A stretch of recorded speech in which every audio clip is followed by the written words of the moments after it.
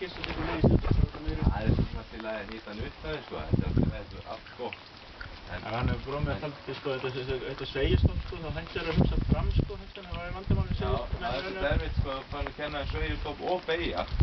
Þá er það alltaf að stoppa þú ert að beygja. Það hætti að hugsa, sko, áfram. Þá hætti að hugsa fram. En sveigjustoppið, maður kennir trippbúnum allt strax. Það er góð að stoppa. Þannig að það er búin að læra það, þá kennir maður þeim að beygja. Ég rít bara hérna fyrir ofan. Já. Fram og tilbaka. Yes. Já. Það er það.